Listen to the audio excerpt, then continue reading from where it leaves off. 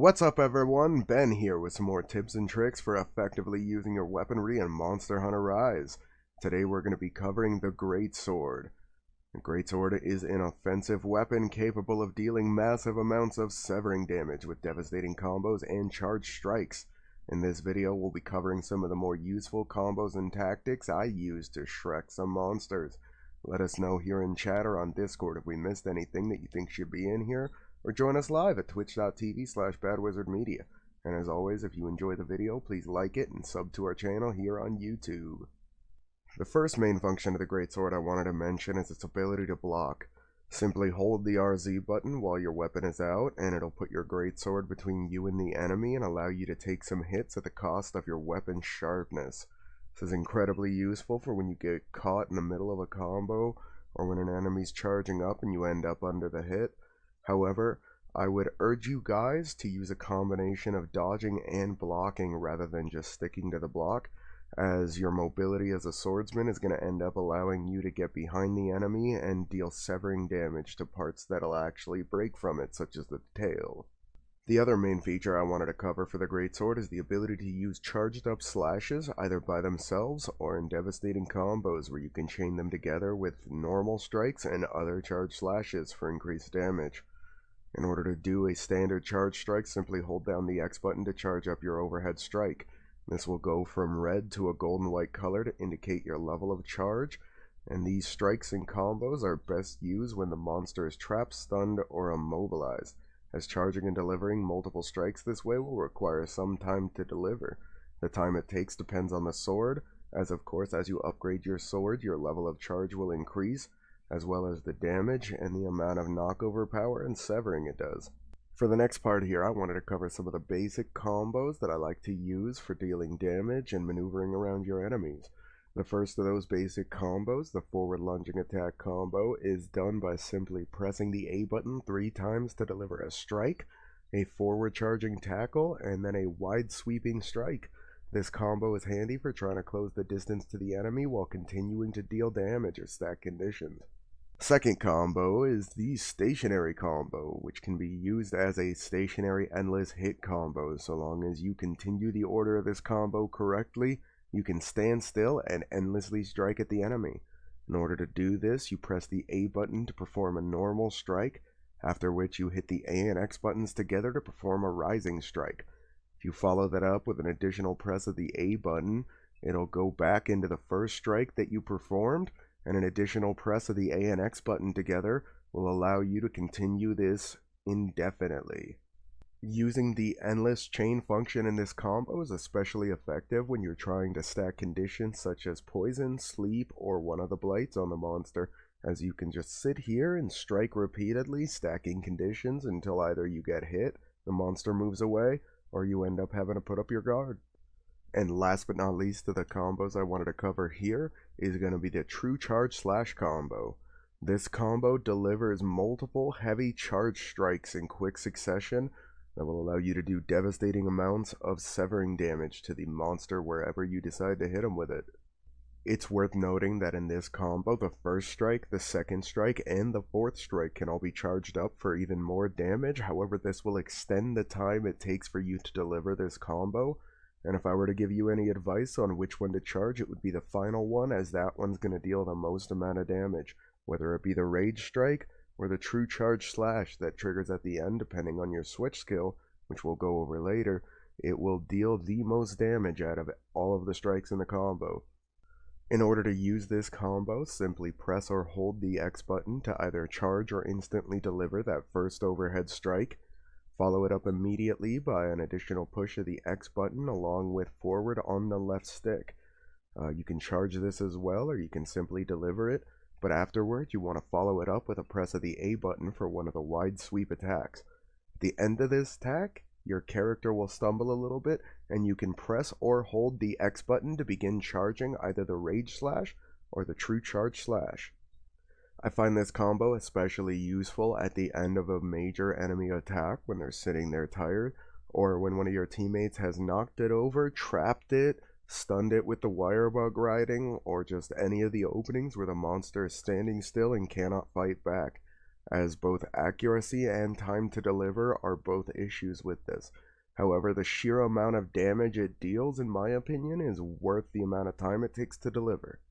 The next thing I wanted to get into here are some of the switch skills. We're going to cover some of the options there, which one I like to use. But first, we're going to start with the very basic one that every Greatsword user should have in their arsenal regardless of which skills they pick, and that would be the Powersheet. Simply holding the LZ and A button while your sword is out will perform a short dash and sheath your greatsword while putting a small glowing orb on your right arm.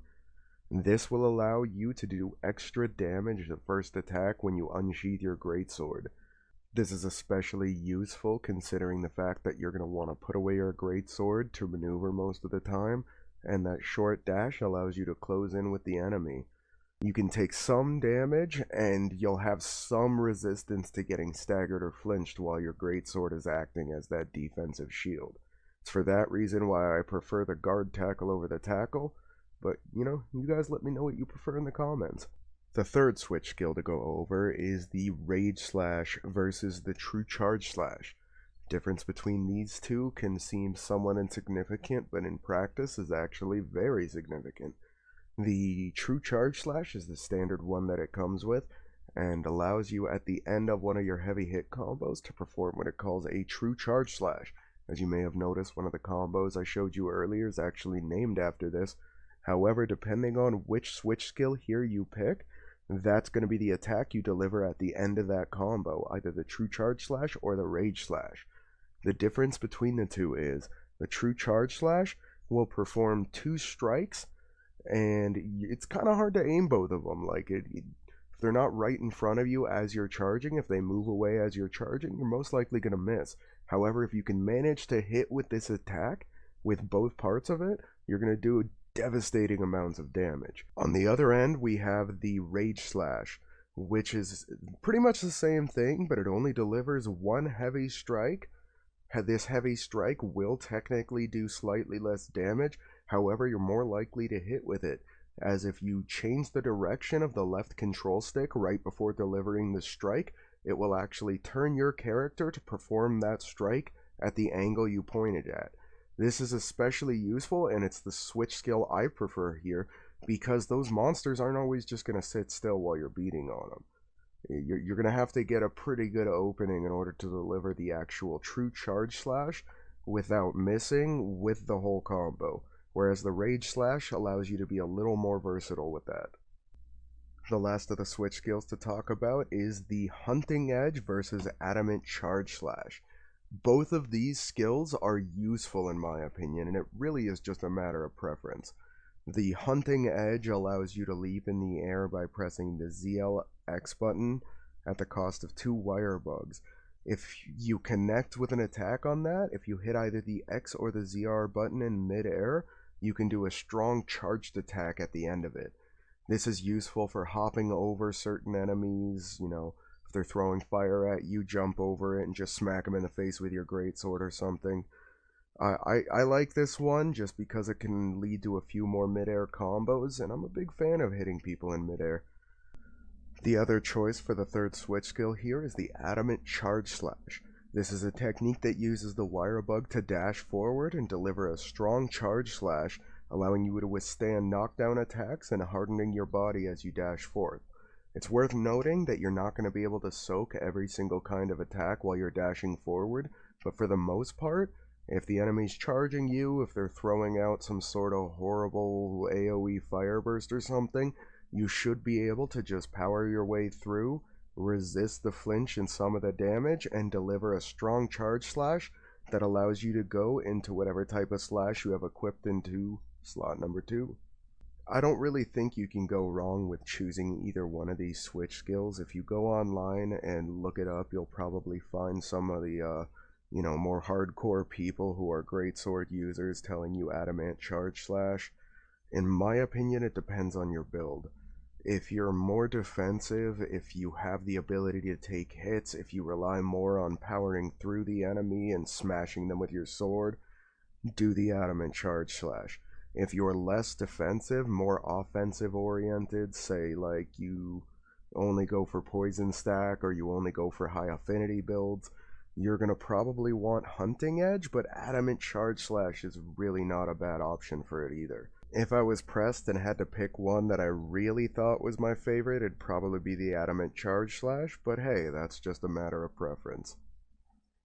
So now that we've covered some of the basic combos and the switch skills, I want to start getting into some of the actual builds, what armor you should use, what gems you should use.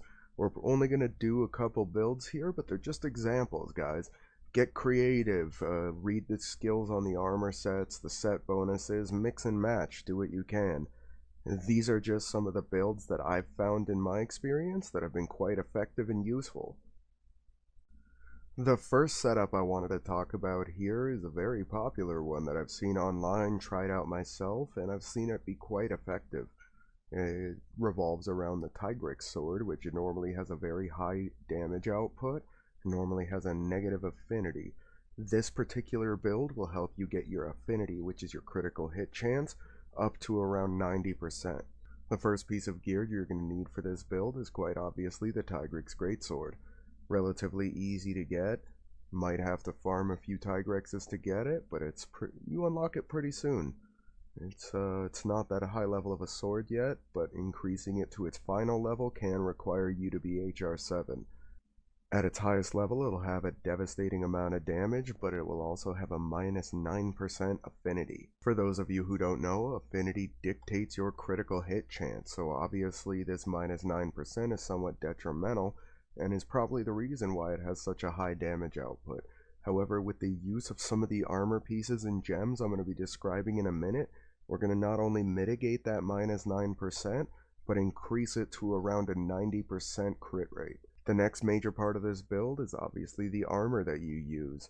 When you're going for performance like this, it's worth noting that you're probably not going to end up with all of your armor pieces being from the same armor set.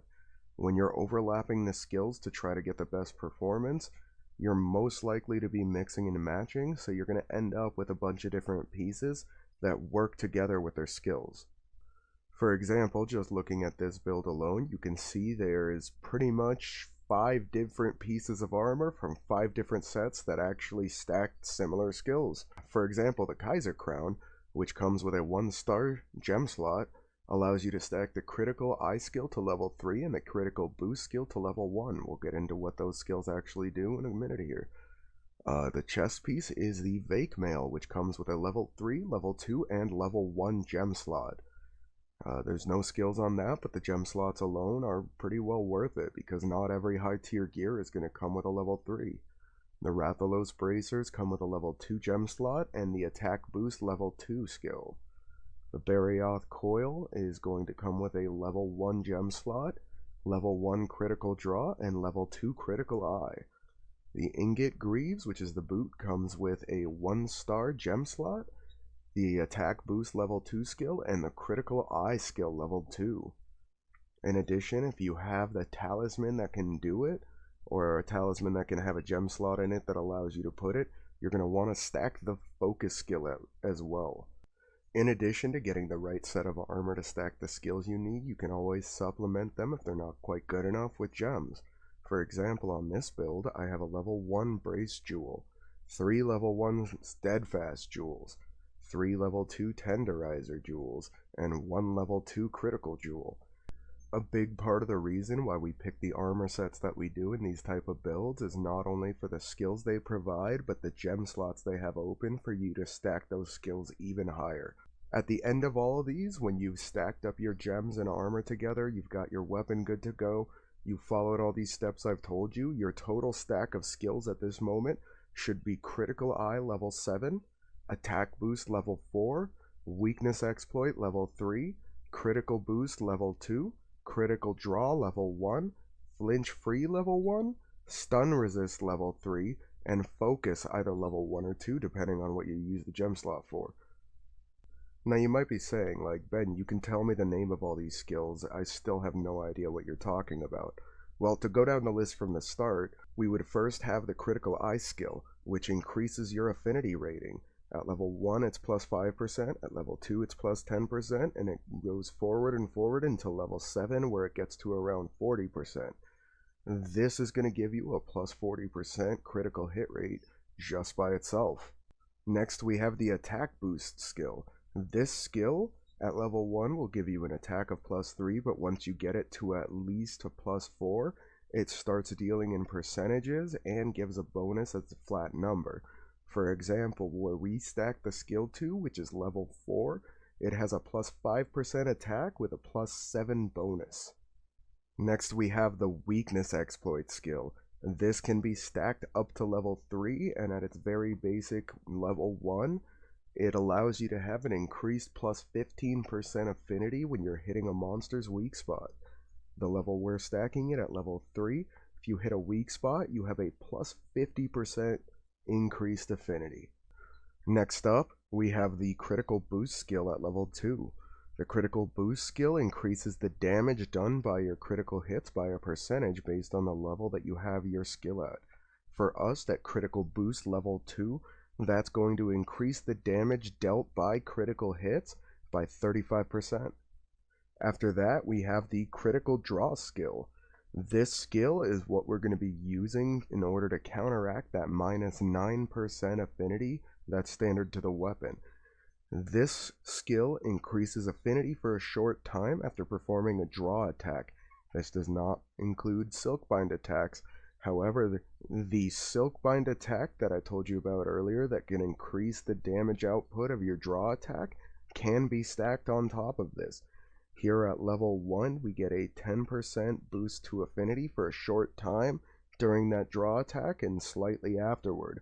That's what we're going to be using to mitigate that. Then you add the 40 and 50% affinity bonuses from the other one, and that's how we get up to that 90% affinity. Next, we have the flinch free skill at level 1, which is going to prevent you from being knocked back. Small hits, little tremors, stuff like that that'll make you shake slightly. Flinch free will help you with those. However, it's worth noting that this is not going to help you with any of the major monster screeches, any of them like heavier shaking, stuff like that. Second to last on our list here, we have the stun resistance skill at level 3. At level 3 here, this will completely prevent you from being stunned by the monster. If you take too much damage, you'll end up with those little stars over your head swaying around. This skill at level 3 will completely prevent that from happening. Lastly, we have the focus skill, which you're either going to have at level 1 or 2 depending on the size of the gem slot you're going to use for your talisman and whether or not the talisman still stacks it by itself. This skill is going to increase the fill rate for weapons with gauges and the charge rate for weapons with charge attacks. That means the charge attack for the Greatsword, at a level 1 it'll be a 5% faster fill, and at level 2 it'll fill 10% faster. In addition to the skills it stacks, if you get this armor set, all 5 of the pieces fully upgraded, your standard base defense, without taking into consideration elemental resistances and weaknesses, is going to be a 286, which is not bad at all. There's a lot of different builds out there. This one isn't the end-all be-all. I myself like to use one that stacks elemental damage with an ice sword, and one that stacks the poison condition as well. If you guys want to explore those in greater depth, or maybe just come hang out, talk about stuff we missed, maybe, just hang out and play Monster Hunter, come on and check us out at twitch.tv/badwizardmedia. Check out the links in the description here, or just keep an eye out for more videos. Maybe like them, subscribe to our channel so you can throw comments and, tell us what you like, tell us what we missed. With all that said, that's it for this video, guys. Please make sure you keep an eye out for the next video in the installment here. We're going to be covering each weapon in turn and giving you guys some of the tips and tricks for them, at least for some of the techniques and combos, as well as builds that have helped me get some success with each of these weapons. Anyway, thank you very much for watching, and this is Ben saying, for now, Bad Wizard out.